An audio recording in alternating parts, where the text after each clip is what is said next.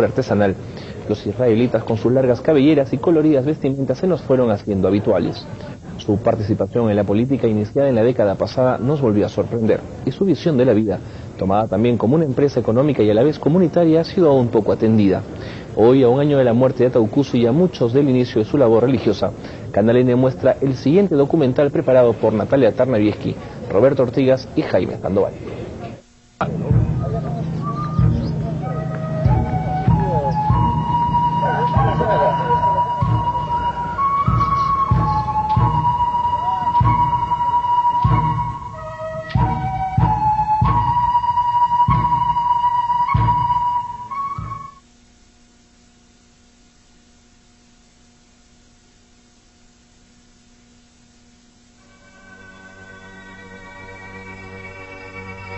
A lo largo de la historia se han encontrado testimonios de hombres que se han preguntado por el destino. Algunos dicen haber tenido visiones sobre el futuro de la humanidad. Otros han declarado haber sido guiados por los dioses. Ese fue el caso de Ezequiel Ataucusi, un hombre que nació en la Sierra del Perú. Él dijo haber sido iluminado por Dios en recurrentes sueños que guiaron su vida y la de sus seguidores. En estos encuentros divinos, dijo haber recibido una misión: fundar en el Perú la Nueva Israel, la tierra prometida. En Cieneguilla, una pequeña localidad al este de Lima, capital del Perú, en un lugar apartado, con pocas vías de acceso, lejos del ruido y la contaminación de la ciudad, en un paraje desértico, resguardado por cerros, se encuentra la iglesia matriz de los llamados Nuevos Israelitas. Aquí se levanta el templo central, la meca de peregrinación, elegido como centro de culto por Ezequiel. Es un líder que abarca el terreno religioso y también un terreno social, porque es una persona que tenía elementos propios de la mayor parte de la población peruana, es decir, era marginado, era pobre y tenía una serie de limitaciones por no acceder a un Perú oficial.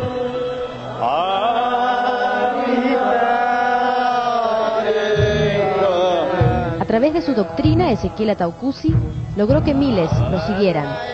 Él fundó un movimiento religioso autóctono que se origina y crece en el Perú, y al inicio fue integrado solo por peruanos. Ezequiel logró reunir a hombres que, como él, migraron de sus pueblos natales. Los israelitas aprendieron la interpretación auténtica de la Biblia a través de las enseñanzas de Ezequiel, a quien consideraron discípulo directo de Dios. Así nosotros somos para con Dios. Somos israelitas adoptados espiritualmente, con las mismas leyes o ordenanzas que Dios determinó dar a Moisés en aquellos días. Esas leyes que Moisés recibió, Ezequiel las recibió en su corazón. Y esas leyes, los 10 mandamientos, nos transmitió para que la cumplamos. Y el hombre o la mujer que cumpla esto obtendrá la vida eterna. Según las Sagradas Escrituras, la vida eterna era la recompensa de seguir al pie de la letra los dictados de los 10 mandamientos, respetar los ritos, las fiestas y las leyes. Ezequiel fue el ejemplo de ello. Pero esta vida eterna de la que hablaban las Escrituras fue cuestionada cuando un hecho insólito ocurrió mientras la congregación celebraba la tradicional fiesta del Pentecostés, la de mayor fervor religioso en el año. Por un lado, es un movimiento que se expresa en un lenguaje bíblico. Formalmente todos sus rituales son tomados de la Biblia.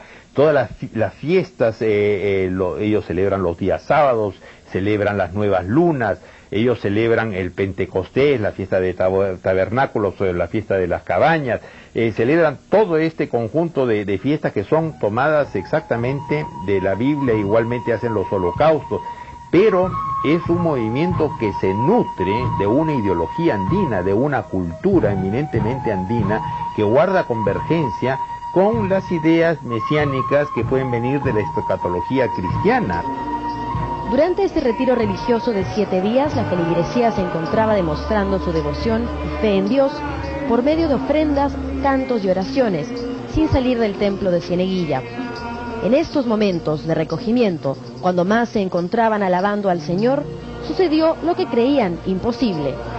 Para muchos, Ezequiel Ataucusi es el nuevo Incarrí, es la figura de Incarrí, este personaje mítico que va a ofrecer la redención a los pobladores andinos. Entonces, yo creo que este es un movimiento que representa una lectura de la Biblia, pero hecho a partir de una ideología muy arraigada en la cultura andina. Si uno no tiene esto en cuenta, entonces no comprende la peculiaridad de este movimiento.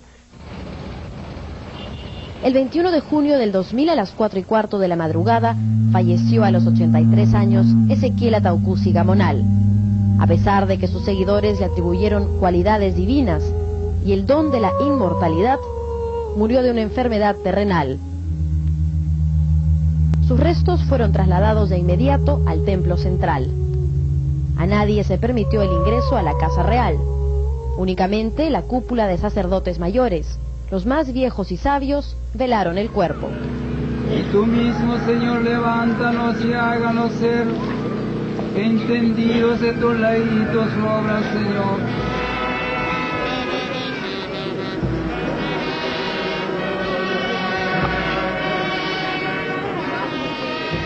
Durante días el desconcierto reinó entre los hombres y mujeres que, vestidos a semejanza de los personajes de la Biblia, acudieron a orar al templo. Los peregrinos continuaban llegando a la Meca desde los rincones más alejados del país y del continente para celebrar el Pentecostés. Algunos de ellos no sabían siquiera que asistían también a un velorio. Según cuentan los seguidores de la Congregación Israelita del Nuevo Pacto Universal, el maestro, como llamaban a Ezequiel, tuvo encuentros con Dios. De acuerdo a estas revelaciones, el pueblo peruano fue el elegido por Dios para difundir los 10 mandamientos por los 4 rincones de la tierra. En este nuevo pacto universal, Ezequiel estaba convencido de que sus seguidores debían fundar la tierra prometida, el reino de Dios en el Perú, misión que antes fue encomendada al pueblo de Israel.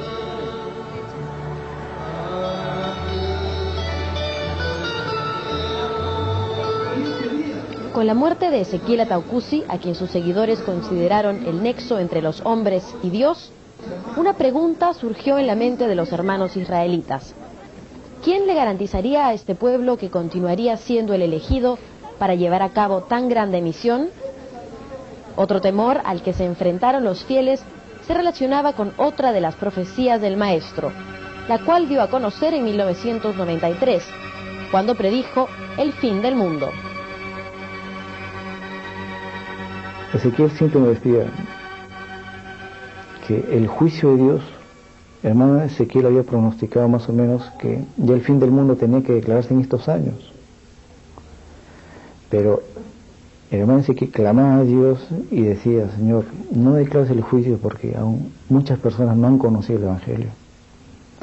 Entonces él siempre pedía prórroga y prórroga, no por él, sino por la humanidad. Los israelitas temían que con la desaparición de Ezequiel llegaría el fin del mundo. También se preguntaron si al maestro quien obedeció el Evangelio le sería concedida la vida eterna. Tantas preguntas e interpretaciones surgían como gente iba llegando a la iglesia matriz. En el 4º día del Pentecostés se vieron llegar a hombres y mujeres del movimiento israelita, hombres humildes, los más pobres, a los migrantes, a los más desprotegidos. Esos son los hijos de Ezequiel. Ezequiel Ataucusi captó a los huachas, o sea, a los huérfanos, a aquellas personas que eran marginales entre los marginales, a aquellas personas que no tenían relaciones sociales, a aquellas personas que habían migrado y que muchas veces no tenían apoyo suficiente. Él constituyó ese apoyo suficiente, él y su grupo. El grupo en sí constituyó ese tipo de familias. Para muchos sigue siendo un misterio cómo un hombre de condición humilde que nace en una familia pobre, de poca educación, pudo tener visiones tan lúcidas y encabezar un movimiento que aglutinó a tantos. Hay que tener presente que se trata de una persona con un gran carisma, una persona sumamente inteligente, una persona que sabe expresarse muy bien a pesar de no ser un hombre fluido en el español, ¿no? Y de manejar una sintaxis quechua. Es una persona que sabe poder explicar y transmitir un conjunto de experiencias, encontrar solución a un conjunto de problemas de personas que han tenido las mismas vivencias que él ha tenido. Ezequiel logró formar a ejércitos de seguidores quienes partieron a fundar comunidades, iglesias y centros de enseñanza bíblica por todos los rincones del país.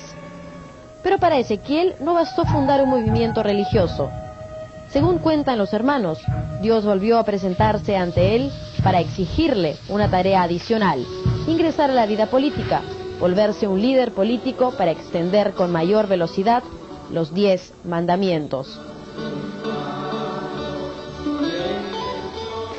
Los peregrinos continuaron llegando al templo de Cieneguilla preguntándose por el destino de la hermandad. Mientras la feligresía continúa esperando para ver a su líder, una incógnita recorría sus mentes.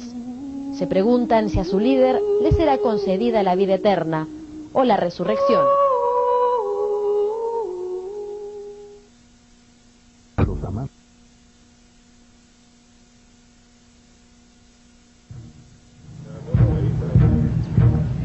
Desde joven, Ezequiel parte de su pueblo y viaja por distintos lugares buscando trabajo hasta que llega a la selva, donde conoce a un hombre que lo introduce en la lectura de la Biblia.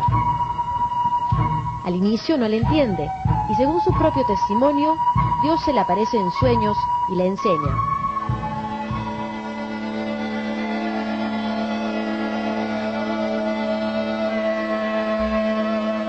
Estos sucesos los explica Juan Ocio, quien se mantuvo 14 años cerca de Ataucusi para estudiar su movimiento. Entonces él dice que Dios se le aparecía por las noches.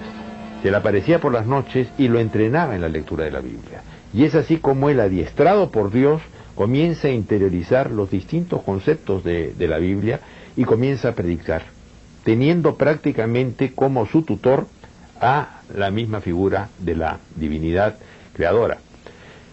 Es así que él predica como adventista, pero los adventistas reparan que está yendo más allá de los cánones que permiten la congregación. La fuerza que tenía Ezequiel, el carisma, el conocimiento y la sabiduría, era por el don del Espíritu Santo que en él habitaba. Significa que Dios, dentro de ese cuerpo de carne y hueso, el Espíritu de Dios se introduce, que al hablar Ezequiel transmitía ese mensaje, y aquellos que creían en él o en sus palabras eran sellados con el Espíritu Santo. Es que comienza a multiplicar. Ezequiel trabajó muy duro en el año 1955. Entonces Ataucusi empezó a leer el Sagrado Libro de manera diferente a los adventistas, a los que se unió en un inicio. En las historias del pasado, Ezequiel quería encontrar el futuro. El maestro interpretó las escrituras diferentemente. Por eso se aparta de ellos e inicia una prédica propia. Esta experiencia que él tiene y que logra satisfacerla con las lecturas de la Biblia, se las transmite a muchos de estos otros migrantes que habían llegado a la zona, y el mismo consuelo que él encuentra en la Biblia sabe transmitírselos a los que lo acompañan en esta zona, y entonces poco a poco comienza a aglutinar a un número de gente. Además tiene una peculiaridad: él puede predecir los acontecimientos futuros, cosa que no hacían los adventistas. Es decir, tiene un gran don de predicción de acontecimientos. Entonces, poco a poco, él va creándose de una aureola como mística, como mágica, ¿no?, que va haciéndolo más popular.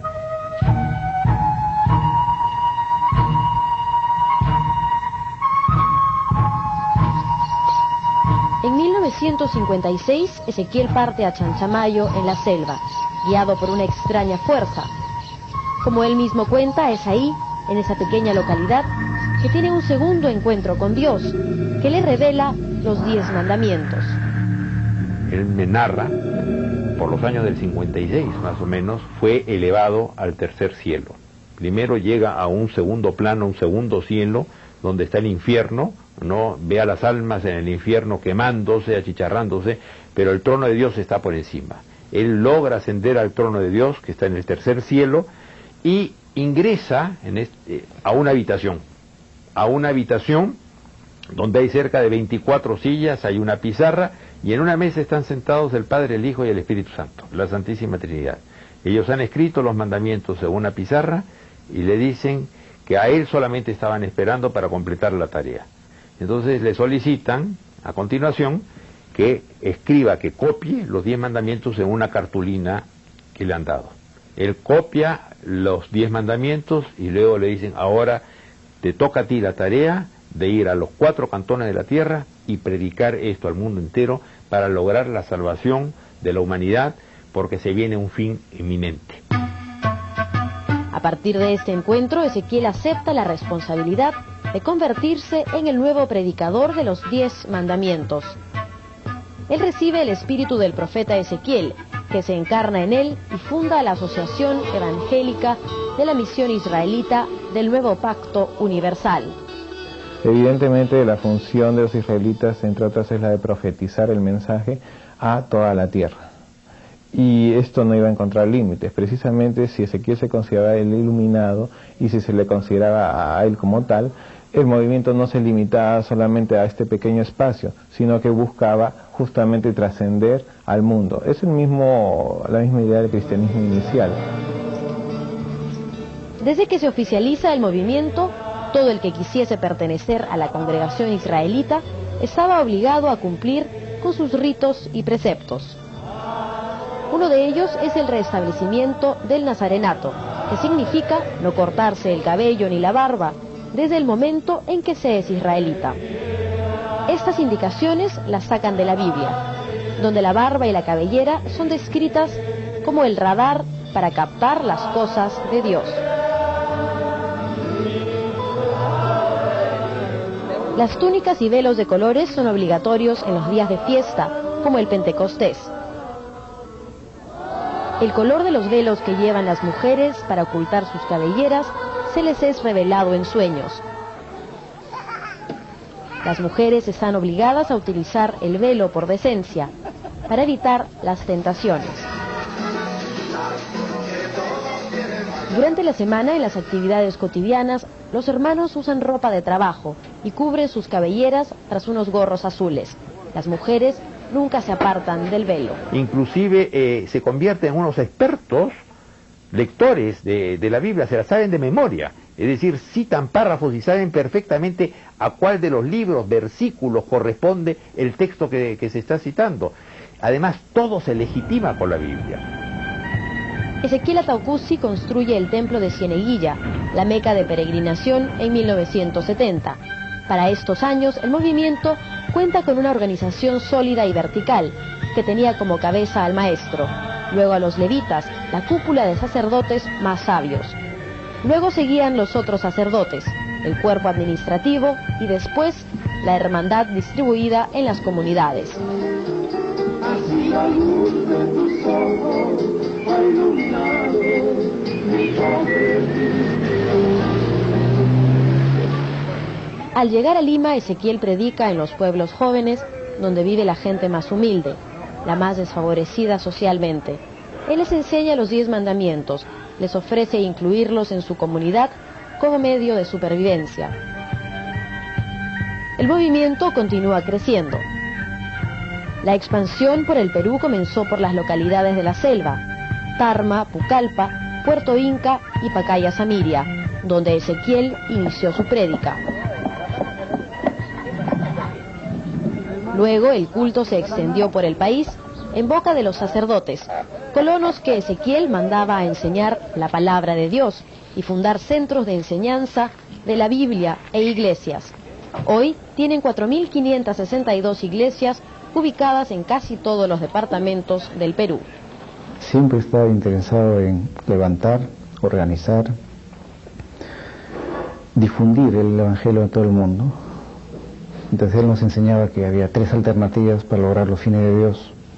Uno, predicando el Evangelio a todo el mundo, tanto en nivel nacional como internacional. El segundo punto era a través del trabajo en la agricultura. Él manifestaba que venían tiempos peligrosos y que era necesario trabajar en la selva para juntar alimentos, abastecernos, y cuando ven esos tiempos peligrosos, dar a aquellas personas que iban a padecer hambruna y necesidad. Y la tercera opción era la política. Esta tercera parte de la misión de Ezequiel también se la reveló Dios en sueños. Este movimiento, que había crecido casi clandestinamente, cuyos miembros de largas cabelleras eran fácilmente reconocidos, pronto atrae la atención de los medios masivos cuando en 1989 Ezequiel Ataucusi ingresa a la política y funda el Frente Popular Agrícola del Perú. Ataucusi recorre el país predicando y repartiendo alimentos. De ese modo tentó 3 veces a la presidencia, pero en ese campo no la acompañó ni la suerte terrena ni divina. Sin embargo, su agrupación logró en 1995 que 2 parlamentarios los representen en el Congreso. En los 90s, el movimiento se expande internacionalmente. Primero llega a Bolivia, luego a Colombia y después a Ecuador. En las zonas fronterizas de la selva, en Loreto, se desarrolla el proyecto de Fronteras Vivas, 34 colonias agrícolas de abastecimiento que se edifican porque Ezequiel tuvo una visión en la que una gran hambruna llegaría a azotar al pueblo peruano.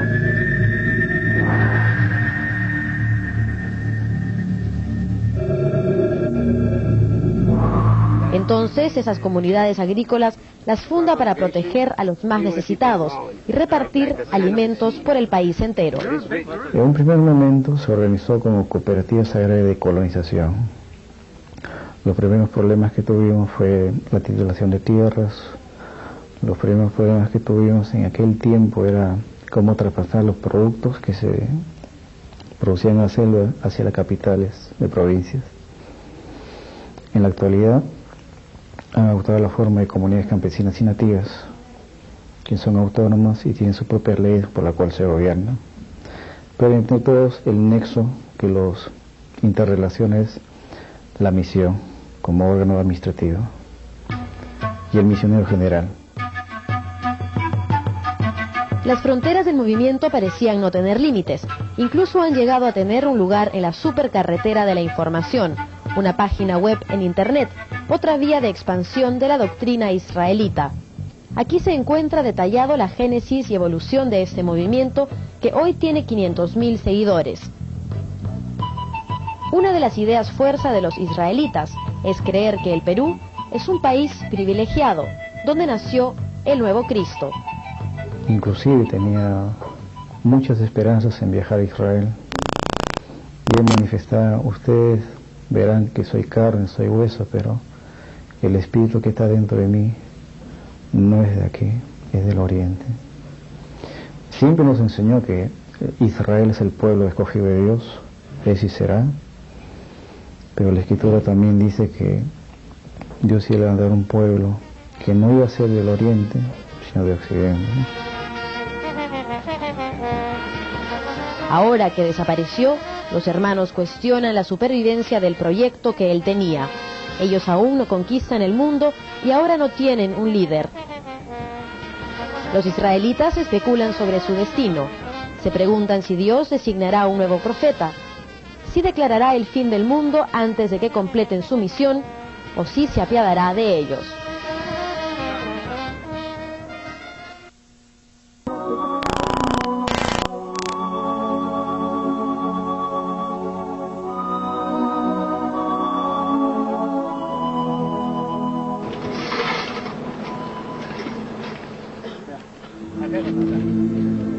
Luego de esta espera, los seguidores pudieron ver el cuerpo del fallecido Ezequiel, que había permanecido oculto, bajo la custodia de los sacerdotes, quienes también aguardaron hasta el último momento por la resurrección del máximo líder espiritual.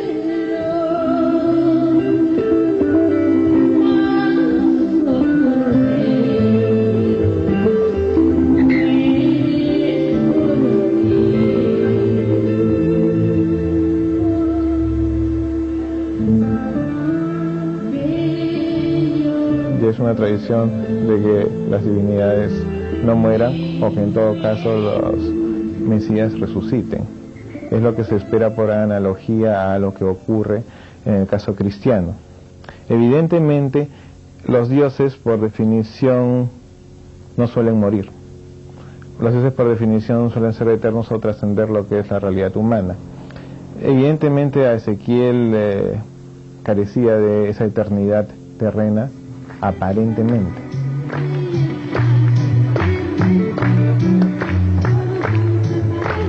Afuera del velatorio continuaban los ritos del Pentecostés y los hermanos colocaban en el fuego carneros y palomas, ofrendas del holocausto, agradables a Dios, como citan de la Biblia.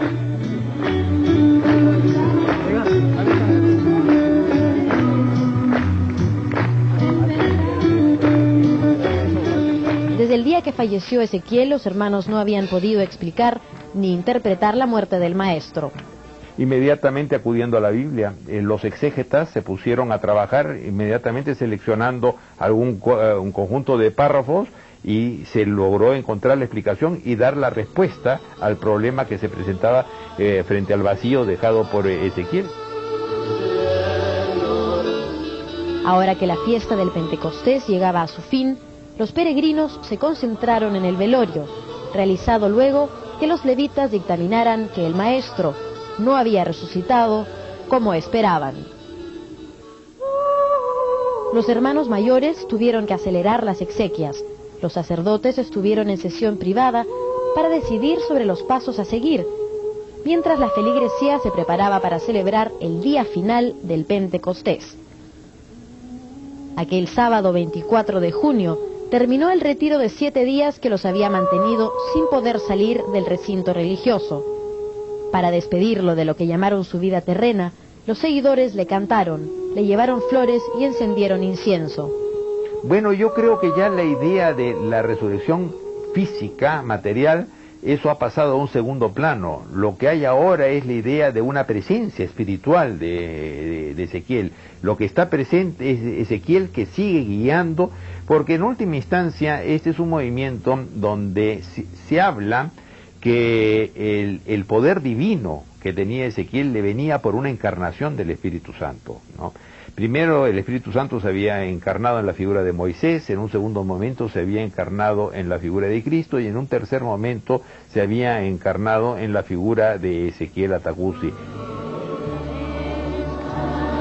Algunos creen que de la misma forma como Ezequiel recibió el espíritu del profeta bíblico, en la tercera encarnación del Espíritu Santo, que lo legitimó como Mesías, ellos creían que el espíritu del Maestro se había encarnado en cada uno de ellos, que la resurrección estaba en el corazón de cada uno de los israelitas. Esto los legitimaba como pueblo elegido.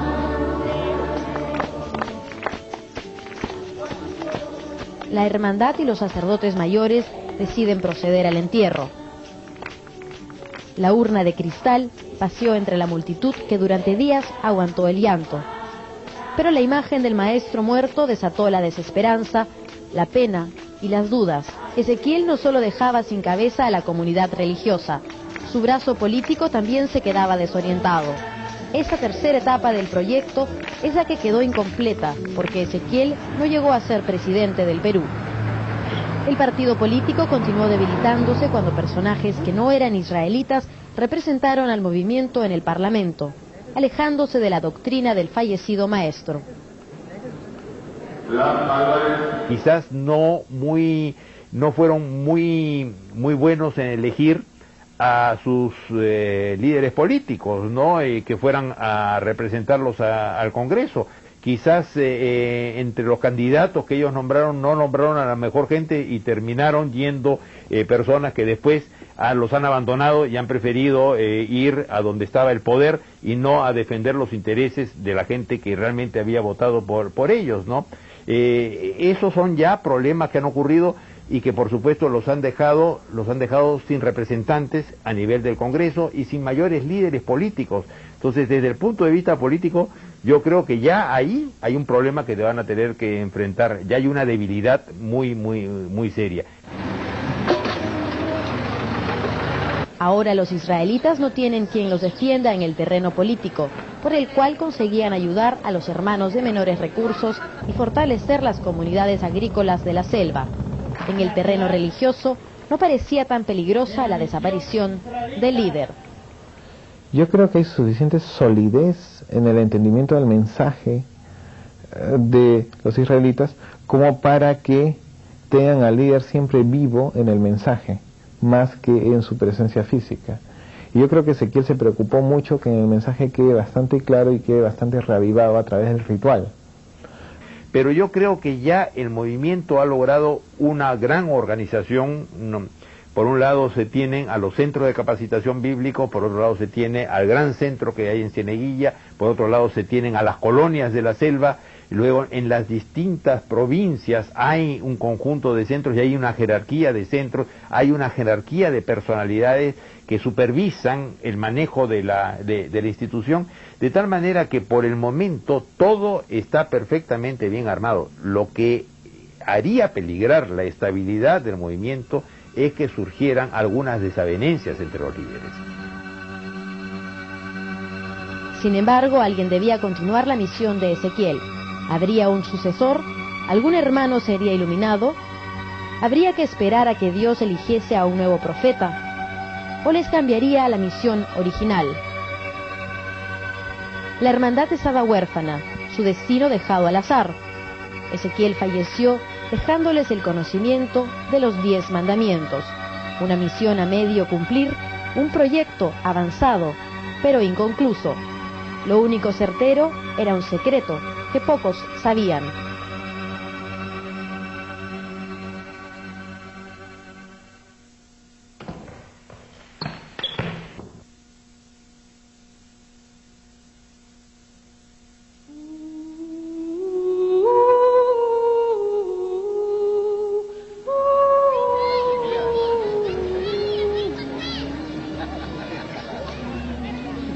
Feligreses de toda procedencia marcharon a paso lento por el sendero que conduce al mausoleo, lugar donde hoy descansan los restos de Ezequiel Ataucusi.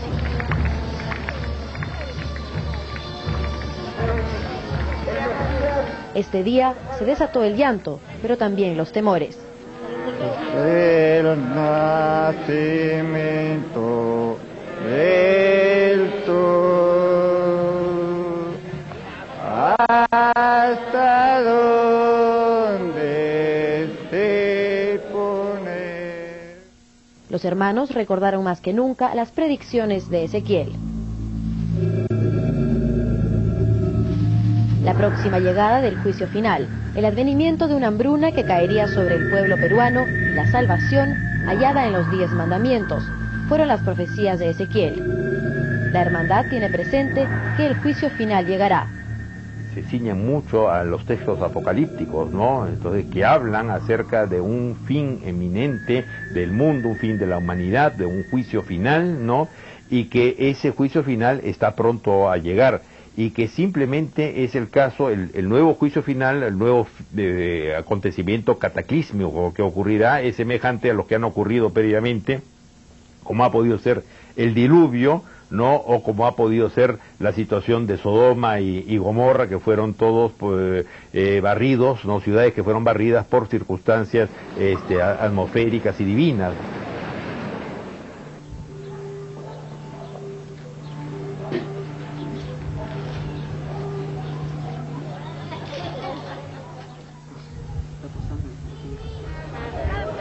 Con la muerte de Ezequiel había quedado un vacío.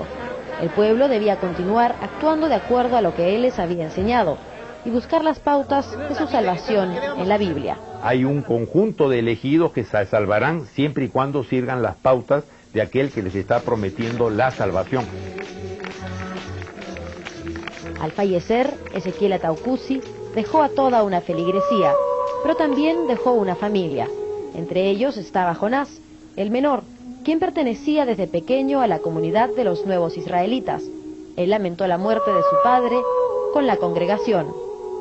Lamentablemente esa noticia nos doló mucho a toda la hermandad en general. Hasta ahora no nos reponemos de esa noticia, pero sin embargo, antes de que suceda estos desenlaces, el maestro ya nos encomendaba lo que teníamos que hacer.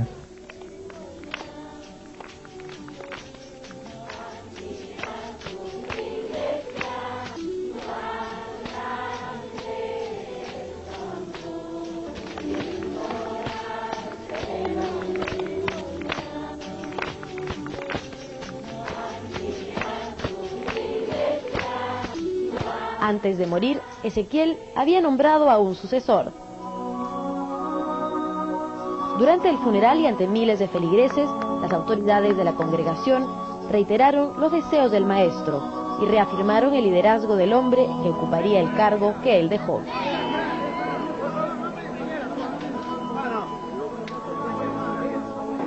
Deseo dejar constancia de todas las enseñanzas impartidas por nuestro maestro,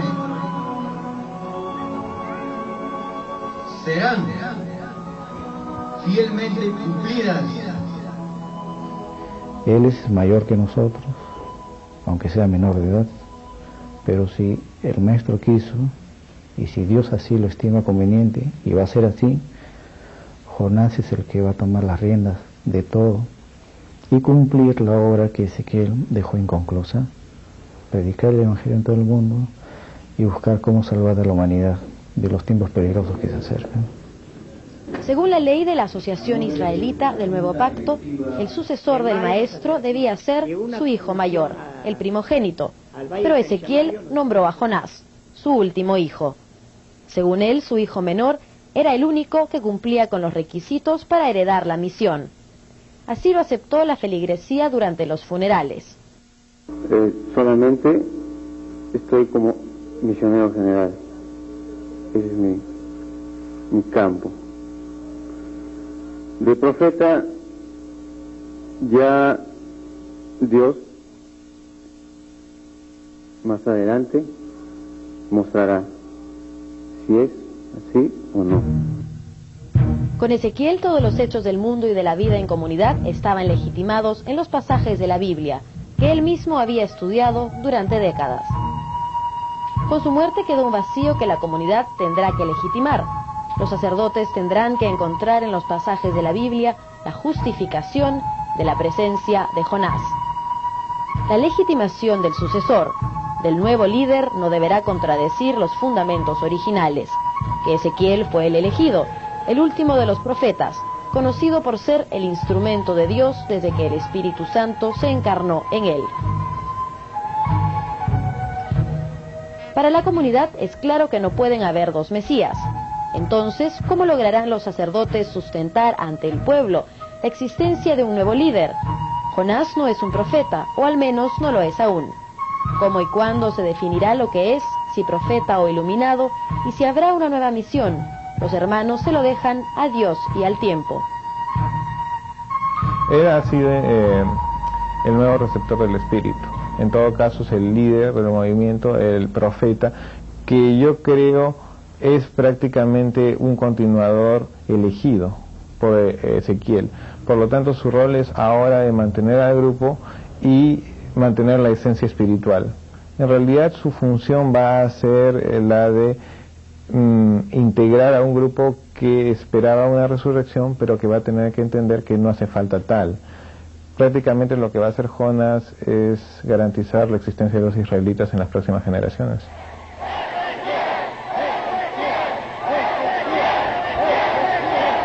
Mientras tanto, de lo que están seguros los israelitas es que la muerte de su líder la interpretan como una resurrección espiritual. Ezequiel mismo no pensó que se iba a morir. Él creyó tener vida eterna, pues así lo interpretó de acuerdo a la Biblia. Esta sorpresa también la compartió la hermandad, la cual se dejó sentir en los funerales.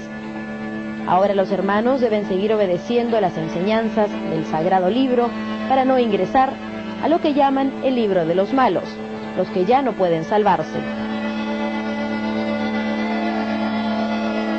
Ahora Jonás deberá continuar con la misión que inició su padre y tendrá que responder ante toda una nación de israelitas. Él tendrá que recorrer el país para que lo conozcan en las comunidades más alejadas. También tendrá que asegurar la supervivencia de los miles que vieron en su padre a un Salvador, que creó puestos de trabajo, les devolvió la fe y dio sentido a sus vidas. Pero podrá asegurarle a su feligresía que siguen siendo el pueblo elegido para conquistar el mundo a través de la palabra de Dios. Yo de general descendí para servicio de Ezequiel y de su pueblo, a un modesto soldado. Y yo les prometo a ustedes, hermanos, ahora seré el soldado de Jonás Ezequiel Molina, porque seguiré siendo el hombre que está al servicio del pueblo israelita.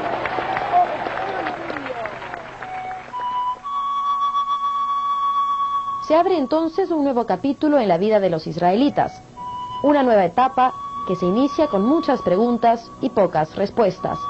La principal es si Jonás podrá predecir el futuro a través de las Sagradas Escrituras y tener visiones como antes las tuviese Ezequiel. Por el momento, la idea que el espíritu del gran maestro vive en su hijo y en cada uno de ellos es suficiente para legitimar que son los elegidos.